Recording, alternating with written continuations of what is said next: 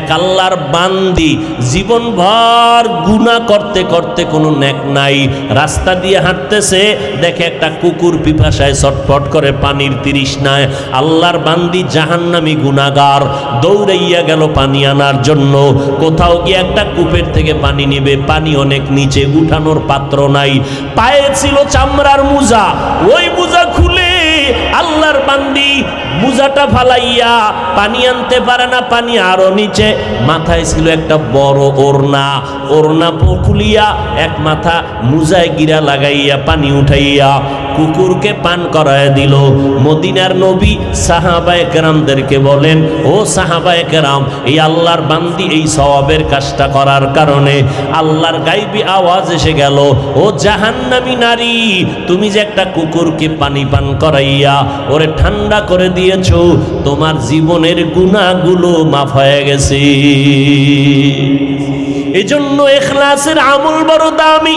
নবী বলেন, আখলিস দীনাকা ইয়াকফিকাল আমালুল কলিল, অল্প আমল নাজাতের জন্য যথেষ্ট হবে যদি আল্লাহর জন্য হয়। নামাজ পড়ব আল্লাহকে রাজি করার জন্য। ও যুবক, সিজদা যদি আল্লাহকে না দিয়ে কেউ গায়রুল্লাহকে দেয়, গুনাহ হবে না সওয়াব হবে? জোরে বলে। সিজদা কার জন্য? যদি বটগাছেরে দেয়, কবরে দেয়, পীরের পায়, কিন্তু যারা দেয়, এরকম লোক আসেনি চট্টগ্রাম? কম না বেশি? যারা দেয় এরা কি গুনাহ মনে করে দেয়? আপনি যদি বলেন এটা গুনাহ, বলে কেন? বলে এটা শিরিক। কেন শিরিক? বলো দলিল দাও। মানবে না, দলিল দাও। বলে কেন শিরিক বলেছ? দলিল। আপনি বলবেন ইবাদতের সিজদা আল্লাহ ছাড়া আর কাউকে দেওয়া যাবে না, হারাম। আপনাকে পাল্টা জবাব দিবে, আমরা যে মাজারে সিজদা দেই, পীরের সিজদা দেই, এটা ইবাদতের সিজদা দেই না, এটা সম্মানের দেই, তাজিমান, তাজিমের সিজদা দেই। আপনাকে আবার যুক্তি পেশ করবে কোরআন থেকে, সম্মানের সিজদা আমরা নতুন দেই না। দলিল নাও। আদম আলাইহিস সালামকে আল্লাহ অর্ডার করছেন ফেরেশতারা সম্মানের সিজদা করো। ইউসুফ নবীকে তার মা বাবা তার ভাইয়েরা সিজদা করেছে সম্মানের। এবার আপনি কি জবাব দিবেন? আপনি যদি পাল্টা প্রশ্ন করেন, এই মাজারে সিজদা দেনেওয়ালা ভাই, তুমি যে আদম নবীর দলিল দিলা, ইউসুফ আলাইহিস সালামের দলিল পেশ করলা, বলো তুমি আদমের উম্মত না ইউসুফের উম্মত, নাকি আখিরি নবীর উম্মত? কি বলবে? মুসা নবীর উম্মত। বলবে হ্যাঁ আমি আখিরি নবীর উম্মত, শেষ নবীর উম্মত। এবার বলতে হবে, এরে মূর্খ ভাই, আমার নবী মুহাম্মদ সাল্লাল্লাহু আলাইহি ওয়াসাল্লামের আদর্শের ভেতরে কিয়ামত পর্যন্ত আল্লাহ ছাড়া ইবাদতের হোক আর সম্মানের হোক কাউকে সিজদা দেওয়া জায়েজ নাই। যদি আমার আল্লাহ ছাড়া অন্য কাউকে সম্মানের সিজদা দেওয়া জায়েজ হইতো, তাহলে দুনিয়াতে সবার পীরের থেকে বড় পীর আমার নবী, বড় বড় মুহাদ্দিস থেকে আমার নবী বড় কোনো তুলনা নাইয়া। ইমামুল আউয়ালিন আল আখিরিন বাহরে সাদকা রাহমাতাল লিল আলামিন সাইয়্যিদুল কাউনাইন খাতমুল মুরসালিন আখির আমদ বুদে ফখরুল আউয়ালিন। আমার নবীর থেকে দামি কোন পীর আসেনি চট্টগ্রামে? নাই। খুব একমত সবাই। এই চট্টগ্রামের মানুষ, আমার নবীজির থেকে বড় পীর কেউ আছে? বড় মুফতি সাহেব, বড় মুহাদ্দিস? নাই। সবাই একমত। দুনিয়াতে দরবার শরীফ আছে না নাই? মদিনাতুল মুনাওয়ারা থেকে বড় দরবারের নাম কি? ও কথা বলে? ভাববেন এক মিনিট নাকি? সরাসরি সত্য কথা বলতে বাজে কেন? মদিনাতুল মুনাওয়ারা থেকে বড় দরবার আছে কেন? আজমির শরীফ, মাইজবান্ডার শরীফ, আরো কত কত শরীফ। মদিনা শরীফ থেকে দামি কোন দরবার দুনিয়াতে মাজার আছে না নাই? বলো। নবী মুহাম্মদুর রাসূলুল্লাহ সাল্লাল্লাহু আলাইহি ওয়াসাল্লামের মাজার থেকে দামি মাজার কোনটা? সবাই বলেন। ঈসা নবীর মাজার, ইব্রাহিম নবীর মাজার, মুসা নবীর মাজার। এরে নবীর উম্মতের দল, তিনটা কথায় সবাই একমত, আমার নবীর থেকে বড় কোনো পীর বুজুর্গ আউলিয়া নাই, আমার মদিনা শরীফ থেকে দামি কোনো দরবার নাই, নবীর মাজার থেকে দামি কোনো মাজার নাই। এরে নবীর উম্মতেরা, একজন মুসলমান দাঁড়াইয়া বলো, আমার নবীকে সম্মান করতে গিয়া দুনিয়াতে নবীর 63 বছর হায়াতে কেউ সেজদা দিছেনি নবীরে? ইন্তেকালের পর 1500 বছর হয়ে গেল, আমার নবীর মাজারে কোনো সেজদা দিছেনি? ঢোল বাজায়নি, মোমবাতি জ্বালায়নি। ওরে বাজারে মোম জ্বালাইলে যদি আল্লাহ খুশি হয়, বড় একটা মোম অর্ডার করে আগে মদিনার মাজারে জ্বালাও। পীরের দরবারে গরু দিলে যদি মনে করো সওয়াব হবে, অনেক সওয়াব তো মদিনার দরবারে উট দুম্বা গরু ভেড়া বকরি দিয়া দাও।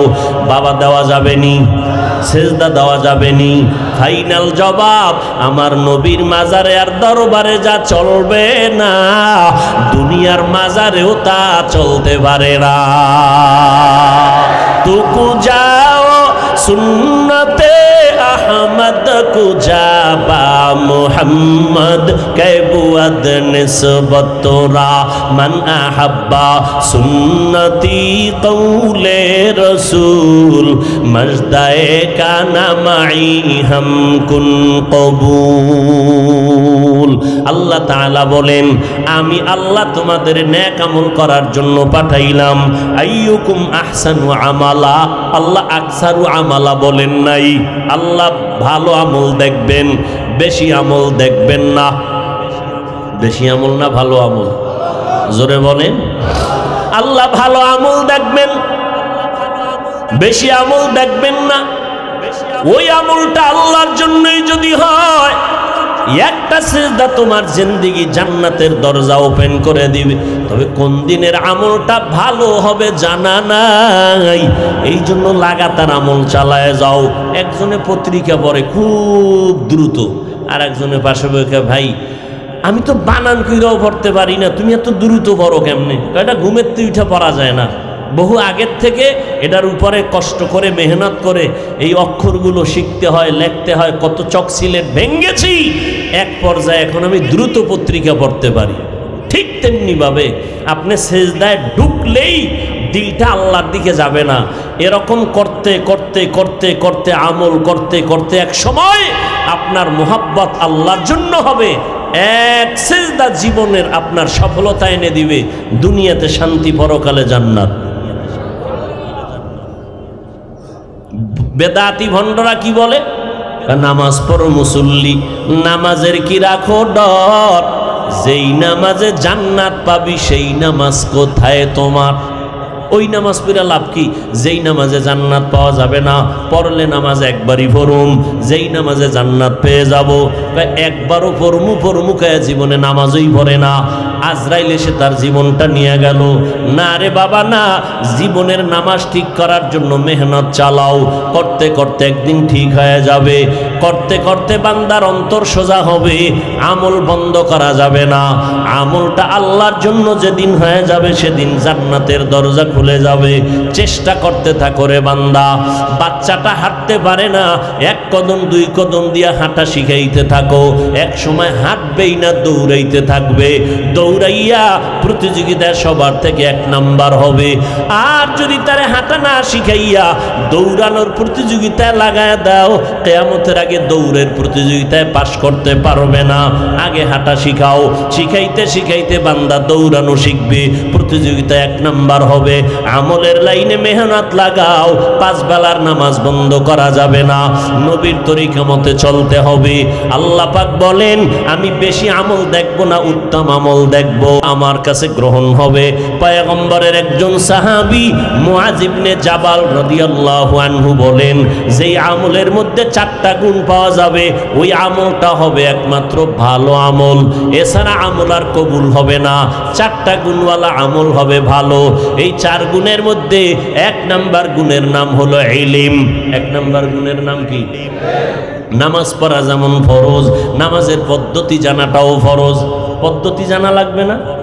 না একজনে পদ্ধতি না যাই না নামাজে দাঁড়া আল্লাহু আকবার দুরূদ শরীফ পড়া শুরু করলো, বইয়া ভরমুখা খাড়াইয়াই ভরি, সবসময় তো খাড়ায় নবীরে সালাম দিই, তাহলে নামাজেরটাও খাড়াই ভরি আর বইয়া দুরূদ পড়ার দরকার নেই। আবেগলা আশিকে রসুল আছে না নেই? নামাজ পড়া যেমন ফরজ, নামাজের পদ্ধতি শিখাও ফরজ। এজন্য পয়গম্বরের সাহাবী মুআয ইবনে জাবাল রাদিয়াল্লাহু তাআলা আনহু বলেন, ওই আমলটা আল্লাহর কাছে ভালো বলে কবুল হবে যে আমলের মধ্যে 4টা গুণ থাকবে। 1 নাম্বার গুণের নাম হলো এলেম। এলেম আসার পথ 2টা, একটা হলো ওস্তাদ আর একটা হলো কিতাব। একটার নাম রিজালুল্লাহ আর একটার নাম কিতাবুল্লাহ। আল্লাহর প্রতিনিধি দল, আল্লাহর পক্ষ থেকে দেওয়া কিতাব। আল্লাহর প্রতিনিধি দলের মধ্যে ব্যক্তি যারা, শ্রেষ্ঠ ব্যক্তি রহমাতুল লিল আলামিন। আর আল্লাহর দেওয়া কিতাবের মধ্যে শ্রেষ্ঠ কিতাব হলো কোরআনুল কারীম। কোরআন আছে, নবী নাই। এখন কোরআন শিখার ওস্তাদ পাবো কই? কিয়ামত পর্যন্ত নবী আর আসবেন না। আবু বকরকে পাবো না, ওমরকে পাবো না, ওসমান আলীকে পাবো না, কোনো সাহাবায়ে কেরামরে পাবো না রাদিয়াল্লাহু আনহুম আজমাইন। আবু হানিফাকে পাবো না, ইমাম বুখারীকে আর কখনো পাবো না, ইমাম মুসলিমকে আর পাবো না। বড় বড় বড় বড় যারা আমাদের দিল সোজা করে দিতেন, দেখলেই হাজারো চিল্লানো লাগতো না। 20 মিনিট বয়ান করছি, মোহাব্বতে দিলটার তালা খুলে গেছি। এই বয়ানের আয়োজন করলো এক জায়গায় মাহফিল, এলাকার কিছু নেতারা কয় এখানে কোনো মাহফিল দেওয়া হবে না, এবার হাটহাজারীর হুজুর আসবে, কয় না আসতে দেওয়া হবে না।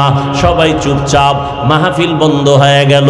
হুজুরে মনে কষ্ট পাইয়া মাওলার কাছে মোনাজাত দিলেন রুমের মধ্যে, মসজিদে বয়া। পরের বছর ওই নেতার একজন মারাত্মক মাস্তান গিয়া কয় হুজুর মাফ করে দেন, আপনি যেদিন বলবেন আমার এলাকায় যাবেন সব খরচ আমি দিব।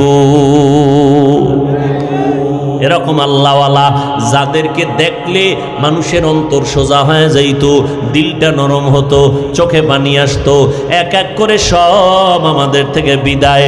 আমরা কিয়ামত পর্যন্ত আর আমরা নবী সাহাবায়ে কেরাম কাউকে পাবো না। কিয়ামত পর্যন্ত যাদেরকে দেখে আমাদের দিলটা সোজা করব, জান্নাতের টিকিটটারে ফাইনাল ভাবে নিব, এরা আমাদের মাথার তাজ। এরা হবে একটা দল, 2 দল হবে না। এই দলটার নাম একমাত্র শুধুমাত্র কেবলমাত্র উলামায়ে আহলে হক। উলামায়ে আহলে হক এরা নবীর ওয়ারিস, এদের মাধ্যমে জান্নাতের পথ খুঁজো। নবীর তরিকার লাইনটা খুঁজিয়া নিজে আমলের ময়দানে আগাও, এলেম অর্জন করো ওলামায়ে কেরাম থেকে। ওলামা বহু বচন, তার এক বচন হলো আলেম। এলেম শিখলে আলেম হওয়া যায়। কেমন? কোরআন হাদিসের এলেম শিখছি, এজন্য তিনি আলেম। আল্লাহ তাকে মোহাব্বতের নজরে নবীর মাধ্যমে বলেছেন এরা নবীর ওয়ারিস, আম্বিয়ায়ে কেরামের। টাকা পয়সার ওয়ারিস না, এরা ইলমে নববী, ইলমে ওয়াহির ওয়ারিস।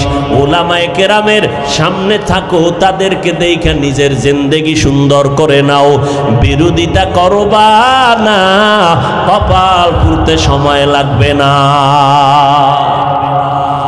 উলামায়ে আহলে হকের অনুসরণ করো, তাদেরকে দেখে দেখে কোরআনের ইলম অর্জন করো। মুআয ইবনে জাবাল নবীর সাহাবী রাদিয়াল্লাহু আনহু বলেন, আল্লাহর কাছে ওই আমলটা বেশি প্রিয়, বেশি ভালো যেই আমলের মধ্যে 4টা গুণ থাকবে। 1 নাম্বার গুণের নাম ইলম, 2 নাম্বার গুণের নাম বিশুদ্ধ নিয়ত। বিশুদ্ধ قال النبي صلى الله عليه وآله وسلم إنما الأعمال بالنيات। পয়গম্বর বলেন সব আমলের ফলাফল হবে নিয়তের উপরে নির্ভর। ভালো নিয়তে আমল করবা, ফলাফল ভালো। খারাপ নিয়তে করবা, ফলাফল খারাপ। قال النبي صلى الله عليه وسلم নিয়াতুল মুমিন খায়রুম মিন আমালি। ভালো নিয়তটা আমলের থেকেও বড় দাম। এজন্য আল্লাহ পাক রব্বুল আলামিন বলেন, বান্দা যত আমল করবা সব একমাত্র আমার রবের জন্য। খবরদার আমল করতে গিয়া রবের সাথে অন্যকে অংশীদার বানাইবা না। ফামান কানা ইয়ারজু লিকা রাব্বিহি ফালইআমাল আমালান সালিহা ওয়ালা ইউশরিক বিইবাদাতি রাব্বিহি আহাদা। একমাত্র আল্লাহর জন্য ইবাদত হবে, শিরিক করা যাবে না। ওয়ামা উমিরু ইল্লা লিয়াবুদুল্লাহা মুখলিসিনা লাহুদ্দিন। ইখলাসের সাথে আমল করো, আল্লাহর জন্য, খালিসান লিওয়াজহিল্লাহি তাআলা। যা করব, যা বলবো সব হবে আল্লাহর সন্তুষ্টির জন্য, রহমাতুল লিল আলামিনের তরিকায়। এজন্য ইব্রাহিম নবী আল্লাহর কাছে দোয়া করলেন, ইন্না সালাতি ওয়া নুসুকি ওয়া মাহইয়ায়া ওয়া মামাতি লিল্লাহ ওয়া মামাতি লিল্লাহি রাব্বিল আলামিন। আমার নামাজ, আমার কোরবানি, আমার বেঁচে থাকা, মরে যাওয়া কার জন্য? জোরে বলেন। একমাত্র আল্লাহর জন্য। ব্যবসা করি কার জন্য? ও ব্যবসায়ী ভাইরা, আল্লাহর জন্য যদি ব্যবসা করেন, এই ব্যবসা আপনাকে জান্নাতে নিবে। এই লেখাপড়া করনেওয়ালা, ডাক্তারি পড়েন, ইঞ্জিনিয়ারিং পড়েন, লেখাপড়াটা যদি আল্লাহর জন্য হয়, লেখাপড়া জান্নাতে নিবে। বলে আমি ডাক্তারি কেমনে আল্লাহর জন্য পড়ব? আপনার অন্তরে নিয়ত রাখবেন, আমি মুসলমানের সন্তান, আমি ডাক্তার হইয়া বেঈমানের মোকাবেলায় দাঁড়ায় যাব। সারা দুনিয়ার বেদুর্মীরা, বেঈমানেরা যদি হঠাৎ করে বলে মুসলমানের চিকিৎসা সেবা বন্ধ করে দাও, ঔষধ সরবরাহ বন্ধ করে দাও, মুসলমানের আমরা চিকিৎসা দিব না, আমগো মুসলমান ডাক্তারেরা দাঁড়াইয়া বেঈমানের মোকাবেলায় বলবা, এ জগতের বেঈমানের দল, তোরা যদি আমগো মুসলমানের চিকিৎসা না দাও, আমাদের কোনো পেরেশানি নাই, ইনশাআল্লাহ আমাদের মুসলমানের চিকিৎসার জন্য আমরা মুসলমান ডাক্তারেরাই যথেষ্ট। তাহলে ডাক্তারি করা খারাপ না ভালো? কার জন্য পড়বে? আল্লাহর জন্য, নবীর তরিকায়। নামাজটা ঠিক মতো পড়বা। ও যুবক, স্কুলে পড়ো, কলেজে পড়ো, নামাজ বাদ দেওয়া যাবে? যাবে না।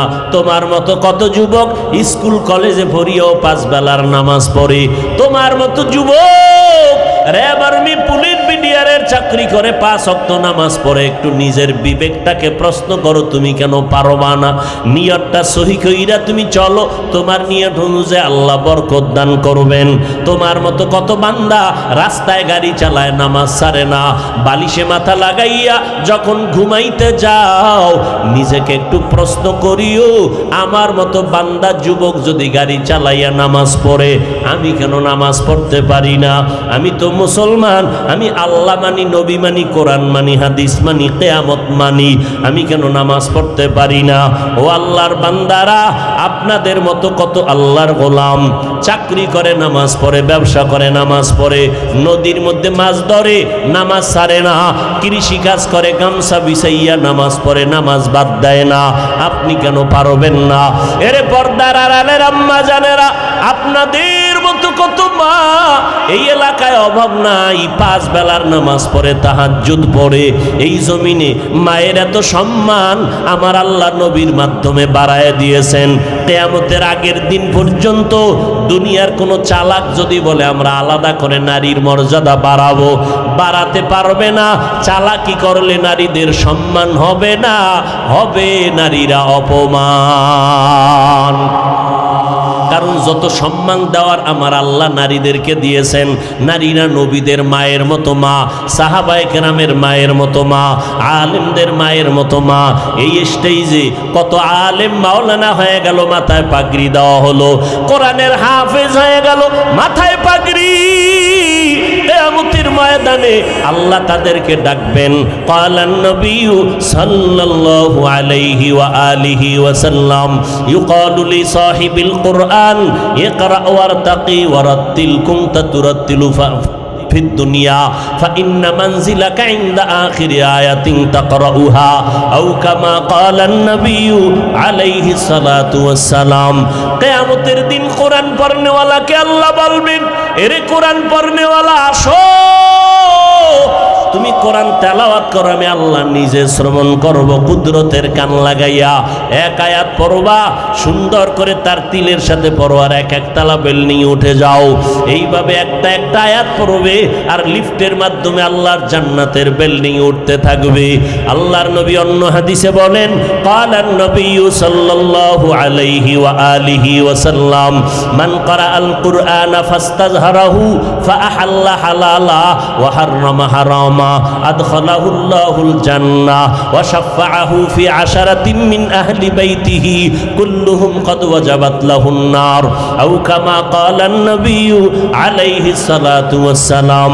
কিয়ামতের ময়দানে একজন কোরআন পড়নেওয়ালা যারা আল্লাহর নবীর তরিকার উপরে জীবন চালাইলো, হালালের উপরে হারামকে বর্জন করলো, হাসরের ময়দানে আল্লাহ বলবেন, আমার কোরআন পড়নেওয়ালারা কই?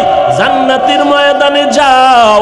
আমি আল্লাহ পাক শুধু তোমাকে একারে জান্নাতে দিব না, তোমার বংশের আপনজনের মধ্যে দেখো যারা জাহান্নামী হয়ে গেল, এদের মধ্যে 10 জনের সুপারিশ করো, আমি আল্লাহ তোমাদের সুপারিশ কবুল করিয়া তাদেরকেও জান্নাতে দিয়ে দিব। আতিনা ফি দারে দুনিয়া না হাসান, আতিনা ফি দারে উকবানা হাসান, ইয়া গিয়াসাল মুস্তাগীসিন ইহদিনা লফতিখারা বিল উলুমে ওয়াল গিনা। হর গরিদে মে কো তু তৈয়ার হে, जो न मांगे उससे तू बेजार है। খারাপ লাগে আপনাদের? কোরআন পড়ার দরকার আসেনি? একটা সন্তানকে কোরআন পড়াবেন। আজকে যাদের মাথায় পাগড়ি দেওয়া হলো, ঈদেও এত আনন্দ পায় না তার মা বাবা আজকে যেই পরিমাণ আনন্দ পেয়েছে। এরে নবীর উম্মতের দল, ওই সন্তানের মা বাবার কপাল কত ভালো, যেই সন্তানের পেছনে মানুষ দোয়ার জন্য লাইনে দাঁড়ায়। ওই সন্তানের মা বাবার কপাল কত ভালো, যেই মা বাবার সন্তানের পেছনে হাজার হাজার মানুষ দাঁড়ায় নামাজ আদায় করে। ওই মা বাবার সন্তানের কপাল, ওই মা বাবার কপাল কত ভালো, যেই মা বাবার সন্তান মানুষের দিনের পথে আহ্বান করে, মানুষ কলিজা দিয়ে মোহব্বত করে। এর একটা দোয়ার অংশ আব্বা আম্মা কিয়ামত পর্যন্ত কবরে পাইতে থাকবেন। এর আম্মা জানেরা, সন্তান ভালো হওয়া খারাপ হওয়া নির্ভর করে আম্মা জানের আদর্শের উপরে। ইমাম গজালি রাহমাতুল্লাহ আলাইহি বলেন, প্রত্যেকটা সন্তানের জন্য মা হলো প্রাথমিক শিক্ষিকা। নবীও বলেন, ক্বালান নবী সাল্লাল্লাহু আলাইহি ওয়া আলিহি ওয়াসাল্লাম, আদ-দুনিয়া কুল্লুহা মাতা ওয়া খায়রু মাতা'id দুনিয়া লিমরাতুস সালিহা। আল্লাহর নবী বলেন, দুনিয়াতে সব মহা সম্পদ, এর মধ্যে দামি সম্পদ হলো নেককারিনী মহিলারা। এরে আল্লাহর বান্দা, আমি একটা ঘটনা সব জায়গায় বলি। দুই ভাই, ছোট ভাই কিছুদিন পরে বিয়ে করে ফেললো, বড় ভাই বিবাহ করে না। বড় ভাইয়ের বিবাহের অপেক্ষা করতে করতে শেষ পর্যন্ত ছোট ভাই আগে বিবাহ করে ফেললো। একদিন ছোট ভাই বলে, বড় ভাই তুমি বিবাহ করো না কেন? আমি মনের মতো মেয়ে পাই না। তাই নাকি? ছোট ভাই মনে মনে ভাবলো, এক সম্ভ্রান্ত পরিবারের সুন্দরী মেয়েকে আমি দেই। খুঁজিয়া খুঁজিয়া বের করে দিল। বড় ভাই, বাবা টাকাওয়ালা, টাকার অভাব নাই, সম্মানের অভাব নাই, মেয়েটা বড় সুন্দরী, বিবাহ করে নাও। দেখার পরে জানার পরে বড় ভাই বলে, এই মেয়ে আমি চাই না। তো তুমি কেমন মেয়ে চাও? বড় ভাই ডাক দিয়া কয়, আমি এমন একটা মেয়ে চাই যেই মেয়েটা আমার অর্থাঙ্গিনী হবেন, আমার সহধর্মিনী হবেন, আমারে দিয়া দুনিয়ার জান্নাতের বাগান সাজাবেন, আমার হাতটা ধইরা আমার স্ত্রী আমাকে জান্নাতের দরজা দিয়া ঢুকায় দিবেন। এমন একজন মন মানসিকতার আমি একটা স্ত্রী, আমি আপন মেয়ে চাই, যে একটা সন্তানকে দুনিয়াতে লালন পালন করে আদর্শওয়ালা বানায় দিবি। আল্লাহর বান্দা এই কথা বলার পর ছোট ভাই বলে, এমন মেয়েও তুমি পাইবা না, বিয়েও তোমার কপালে হবে না। বড় ভাই ডাক দিয়া কয়, ছোট ভাই শুনে রাখ, আমার অন্তরের নিয়ত যদি ভালোই হয়, একদিন আগে না পরে আমি ইনশাআল্লাহ আমার নিয়তের বরকতের ফলাফল আমি পেয়ে যাব। নিয়ত ভালো তো ফলাফলও কি? কিছুদিন চলে গেল এভাবে। হঠাৎ করে খবর পাইছি এলাকার পাশের একটা এলাকায় মসজিদে বড় একজন আল্লাহওয়ালা আসেন মাঝে মাঝে, আইসা ওখানে থাকেন 2-4 দিন, মানুষের জন্য দোয়া দায়ী করেন। এবার ওই বড় ভাইটা চলে গেল ওই বুজুর্গের কাছে দোয়া নেওয়ার জন্য, আল্লাহওয়ালার কাছে। সকালবেলা যাইয়া দোয়া চাইলেন, হুজুর একটু দোয়া করে দেন। বিবাহ করেছো? না, আমি বিবাহ করি নাই। হুজুর দোয়া করবেন। এমন টাইমে একটা মসজিদের জানালার বাহির থেকে পর্দা রক্ষা করে যুবতী একটা মেয়ে হুজুরকে সালাম দিলেন, সালামু আলাইকুম। ওয়ালাইকুম আসসালাম। কে তুমি? আমি এলাকার একজন যুবতী মেয়ে। কেন আসছো? হুজুর আমার আব্বা যান ঘরের মধ্যে অনেক অসুস্থ, আপনি একটু দোয়া করবেন। হুজুর বললেন, মা তোমার বিবাহ হয়েছে নি? দাম্পত্য জীবন শুরু করছো নি? মেয়েটা বলে, না করি নাই। কেন করো নাই রে মা? তোমার বয়সটা কত? বলে, বয়স আমার সীমানার অতিক্রম হতে চলছে, বিয়া কেন বসো না? মেয়েটা ডাক দিয়া কয়, হুজুর মনের মতো যুবক ছেলে পাই না। কেমন ছেলে তুমি চাও?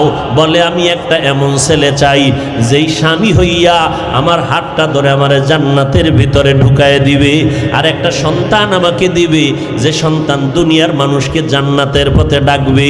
এইবার যুবক ছেলেটা ওই যুবতী মেয়ের কথা শুনিয়া ওই বড় ভাই আল্লাহওয়ালার পাশে বসে কয়, হুজুর বেয়াদবি মাফ করবেন, আমিও বিবাহ করি না, এমন একটা মেয়ে আমি আশান্বিত, একটু যদি আপনি মধ্যস্থা হইয়া ব্যবস্থা করে দেন, আমি মেয়েটাকে বিয়ে করতে রাজি।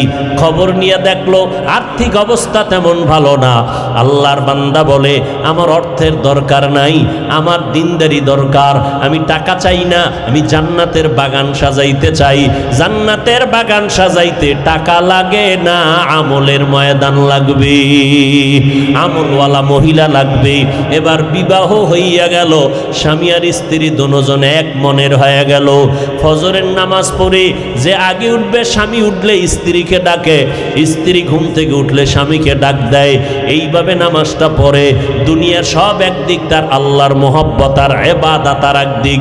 নামাজ পড়ে পড়ে রাতের বেলা দুজন দোয়া করে, আল্লাহ এমন একটা সন্তান তুমি আমাদের দাও যেই সন্তানের মাধ্যমে হাজারো মানুষ দিনের পথ খুঁজে পাবে, দুনিয়ার মানুষ দিনের লাইনে আসবে। আল্লাহ পাক রব্বুল আলামিন স্বামী আর স্ত্রীর চোখের পানি কবুল করেছেন, একটা নেককার সন্তান দান করলেন। আব্বা আম্মা কষ্ট করে সন্তানটারে বড় বানাইলেন। সন্তানটাকে বড় বানাইয়া যখন উপযুক্ত বয়সে হয়ে গেল, আল্লাহ পাক রব্বুল আলামিন খেদমতের রাস্তা খুলে দিলেন। ওই সন্তান এমন বীর পুরুষ হয়ে গেল। এক সময় আল্লাহ তার এত শক্তি দান করলেন, সিরিয়া মিশর হাতের মুঠায় নিয়ে নিলেন। বাইতুল মাকদিস জেরুজালেম ওই বেঈমানদের হাত থেকে মুসলমান ওই বান্দা হস্তগত করে ফেললেন। জালেম বেঈমানের জুলুম থেকে বাইতুল মাকদিসকে হাতে নিয়েছেন বীর পুরুষ। ইতিহাসের পৃষ্ঠায় আজও তার নাম স্মরণ করে সারা দুনিয়াবাসী। গুগলের মধ্যে নামটা লেখা সার্চ দাও, ওই সন্তান আর কেউ নাই, সুলতান সালাউদ্দিন আইয়ুবী রহমাতুল্লাহ আলাইহি। কেমন মায়ের সন্তান! এরে আম্মা জানেরা, সন্তান ভালো না খারাপ হবে মায়ের আদর্শের কারণেই হবে। এজন্য আম্মা জান সন্তানকে ডাক্তার বানাবেন, ইঞ্জিনিয়ার বানাবেন, খবরদার বেয়াদব বানাবেন না। সন্তান যেন আলেমেরকে কষ্ট না দেয়, আপনার সন্তানের আদর্শ আর ব্যবহারে যেন মুরব্বীরা কষ্ট না পায়, আপনার সন্তানের আচরণে বন্ধু বান্ধবেরা কষ্ট না পায়, বরং এমন সন্তান আদর্শওয়ালা বোকা বানাবেন, সন্তানের কথায় যেন মানুষ দোয়া করে আর ওই দোয়ার অংশ আপনি মা কবরে পাইতে থাকেন। এরে নবীর উম্মতের দল, এই জন্য মুআয ইবনে জাবাল বলেন, আল্লাহ ভালো আমল চায়, বেশি আমল চায় না। তবে ভালো আমলের জন্য 4টা গুণ লাগবে। 1 নাম্বার গুণ লাগবে ইলম, 2 নাম্বার গুণ লাগবে বিশুদ্ধ নিয়ত, 3 নাম্বার গুণ লাগবে ধৈর্য। ধৈর্য না থাকলে বান্দা আমলে আগাইতে পারবে না। ধৈর্য না থাকলে বান্দা নামাজে দীর্ঘ টাইম দাঁড়ায় থাকতে পারবে না, সেজদায় গিয়ে সময় ব্যয় করতে পারবে না। ধৈর্য না থাকলে বাতিলের মোকাবেলাও করা যাবে না। এজন্য আল্লাহ কোরআনে বলেন, ধৈর্য ধারণ করে যারা করবে আমি তাদের 2টা পুরস্কার দান করব। একটা দুনিয়ায় আর একটা আখিরাতে দান করব। ইন্নাল্লাহা মা'আস সাবিরিন, দুনিয়ার পুরস্কার আমি আল্লাহ তার সাথী হয়ে যাব। আখিরাতের পুরস্কার ইন্নামা ইউয়াফফাস সাবিরুনা আজরাহুম বিগাইরি হিসাব, আমি আল্লাহ ধৈর্য ধারণকারীকে বিনা হিসাবে জান্নাত দিয়ে দিব। ইয়া আইয়ুহাল্লাযীনা আমানুসবিরু ওয়া সাবিরু ওয়া রাবিতু ওয়াত্তাকুল্লাহা লাআল্লাকুম তুফলিহুন।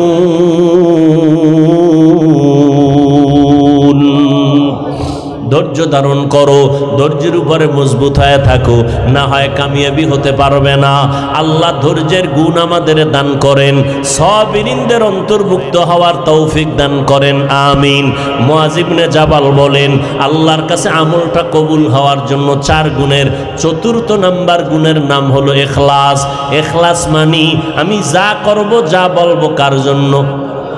আল্লাহর জন্য। আমি আল্লাহর সন্তুষ্টির জন্য বয়ান করব, আল্লাহর সন্তুষ্টির জন্য বয়ান শুনব। কাউকে মোহাব্বত করব আল্লাহর মোহাব্বতের জন্য, কাউকে দুশ্মন মনে করব তাও আল্লাহকে খুশি করার জন্য। এই নিয়তে বান্দা অল্প আমলও যদি করো, নাজাতের দরজা খুলে যাবে। এক আল্লাহর বান্দি জীবনভর গুনাহ করতে করতে কোনো নেক নাই, রাস্তা দিয়ে হাঁটতেছে, দেখে একটা কুকুর পিপাসায় ছটফট করে পানির তৃষ্ণায়, আল্লাহর বান্দি জাহান্নামী গুনাহগার দৌড়াইয়া গেল পানি আনার জন্য। কোথাও গিয়ে একটা কূপের থেকে পানি নেবে, পানি অনেক নিচে, উঠানোর পাত্র নাই। পায়ে ছিল চামড়ার মোজা, ওই মোজা খুলে আল্লাহর বান্দি মোজাটা ফালাইয়া পানি আনতে পারে না, পানি আরো নিচে। মাথায় ছিল একটা বড় ওড়না, ওড়না খুলিয়া এক মাথা মোজায় গিরা লাগাইয়া পানি উঠাইয়া কুকুরকে পান করায় দিল। মদিনার নবী সাহাবায়ে কেরামদেরকে বলেন, ও সাহাবায়ে কেরাম, এই আল্লাহর বান্দি এই সওয়াবের কাজটা করার কারণে আল্লাহর গায়বী আওয়াজ এসে গেল, ও জাহান্নামী নারী, তুমি যে একটা কুকুরকে পানি পান করাইয়া ওরে ঠান্ডা করে দিয়েছো, তোমার জীবনের গুনাহগুলো মাফ হয়ে গেছে। এজন্য ইখলাসের আমল বড় দামি। নবী বলেন, আখলিস দীনাকা ইয়াকফিকাল আমালুল কলিল, অল্প আমল নাজাতের জন্য যথেষ্ট হবে যদি আল্লাহর জন্য হয়। নামাজ পড়ব আল্লাহকে রাজি করার জন্য। ও যুবক, কয়দিন আর দুনিয়ায় যৌবনের বাহাদুরি করবারে বাবা, মনটাকে বুঝাও। তোমার মতো যুবক স্কুল কলেজে পড়ে, নামাজ পড়ে, তুমি কেন পারো না? কয়দিন আর বাহাদুরি করবারে বাবা, এমন একটা দিন নাই যুবকের লাশের খবর নাই। আজকে থেকে তওবা করে নাও, আর আল্লাহকে বেজার করবা না। আল্লাহকে মনে মনে ডাকো আর বলো, হে মালিক, এই ময়দানে আমার মতো গুনাহগার কেউ নাই। জীবনে গুনাহ করে করে হাত 2টা নাপাক করে ফেলেছি, চোখ 2টা নাপাক করে ফেলেছি, কত গীবত গালাগালি করিয়া জবানটা নাপাক করেছি। আয় আল্লাহ, আজকে থেকে গুনার থেকে তওবা করে নিব, আর নামাজ ছাড়ব না, বেপরদায় চলব না, মা বাবাকে কষ্ট দিব না, ওলামায়ে কেরামের বিরোধিতা করে গুনাহগার হব না, নবীর তরিকা মেনে চলব, ওলামায়ে কেরামের পরামর্শ নিয়া আল্লাহর হুকুম মতো চলব। হায়াতের মালিক আমার আল্লাহ, ইজ্জতের মালিক আল্লাহ, রিজিকের মালিক আমার আল্লাহ, অতএব আল্লাহকে বেজার করব না। আজকে করোনা গেল, দুনিয়াটা একেবারে ঠান্ডা হয়ে গেল, বড় বড় বাহাদুরেরা মাথা নত করে দিল। স্কুল বন্ধ, করোনায় কলেজ বন্ধ, ব্যবসা বন্ধ, চাকরি বন্ধ। তাকাইয়া দেখছুনি রে চট্টগ্রামের মুসলমানেরা, কোরআনের একটা মাদ্রাসাও বন্ধ হয় নাই। হেফাজতের মালিক কে? অতএব আল্লাহর বান্দারা, তুমি স্কুলে পড়ো, কলেজে পড়ো, চাকরি করো, ব্যবসা করো, আর আমার মাওলাকে ভুলে যাইও না। নবীর তরিকারে জবাই করবা না। পাক্কা নিয়াত করো, মরে গেলে যাব, আল্লাহ আমাকে ইজ্জত দেওয়ার মালিক, সম্মান দেওয়ার মালিক, রিজিক দেওয়ার মালিক। আজকে থেকেই তওবা করে নিব, আর নামাজ ছাড়ব না। পিছনে যত নামাজ বাদ দিয়েছি, আজকে থেকে তওবা করলাম, নামাজ ছাড়ব না, বেপরদায় চলব না। তবে এটাও সত্য কথা, সবার কপালে তওবা নসিব হবে না।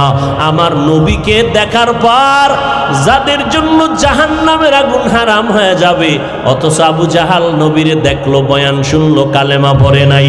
আর ওমরের মতো বান্দা নবীর কল্লা কাটতে আইসা কালেমা পড়ে মুসলমান হয়ে গেল।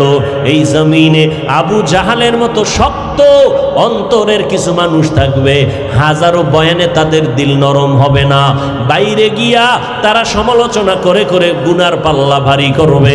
আর ওমরের মতো মেজাজ নিয়ে কেউ ময়দানে ঢুকবে, ঢুকার পরে আল্লাহর বান্দার যখন মরণের কথা স্মরণ হয়ে যাবে, আল্লাহর আযাবের কথা স্মরণ হবে, গুনার কথা স্মরণ হবে, তখন দিলটা নরম হয়ে যাবে। নিজে নিজে আল্লাহকে একা একা ডেকে বলবে, আল্লাহ আমার মতো মনে হয় যেন গুনাহগার এই এলাকায় আর কেউ নাই। মা বাবারে কত কষ্ট দিলাম, ওলামায়ে কেরামেরে কত কষ্ট দিলাম, কত আপনজনরে কষ্ট দিলাম, আমার কথা কত খারাপ, আমার হাত দুইটা কত খারাপ, মানুষের উপকার করে নাই, শুধুই ক্ষতি করলো। আমার জবান মানুষের ক্ষতি করলো, উপকার করতে পারে নাই। আমার জীবনটা কি এতই খারাপ, আমি মানুষ হিসাবে তো কোনো মানুষের উপকার করতে পারলাম না। ও আল্লাহ, আজকে থেকে তওবা করে নিলাম, মরিয়া গেলে যাব, আর কোনোদিন কারো ক্ষতি করব না, আর কোনোদিন কারো ক্ষতির চিন্তাও করব না, দেশের বিরুদ্ধে জাতির বিরুদ্ধে ষড়যন্ত্র করব না, নবীর তরিকা মেনে চলব। এই রকম পাক্কা নিয়ত নিয়ে যদি বান্দা তওবা করে, আমার আল্লাহ এতটা দয়াময়, একটা সেকেন্ডে বান্দার জীবনের গুনাহ মাফ করে দিবেন। এইভাবে যদি খাঁটি অন্তরে তওবা করার যদি কারো অন্তরে নিয়ত হয়, মুনাফিকি দুর্বলতা যদি না থাকে, আজকে থেকেই নবীর তরিকা মেনে চলব, উলামায়ে কেরামের পরামর্শ নিয়ে আমল করব, মা বাবার দোয়া নিয়ে চলব। তওবা করার মতো পাক্কা নিয়ত যাদের অন্তরে আছে, তাদেরকে বলবো দুটো হাত আমার আল্লাহকে দেখাইয়া দেই। আয় আল্লাহ, হাতগুলো কবুল করে নেন, তওবা কবুল করে নেন, তওবার উপরে মজবুত হইয়া চলার মতো তৌফিক দান করেন, আমিন।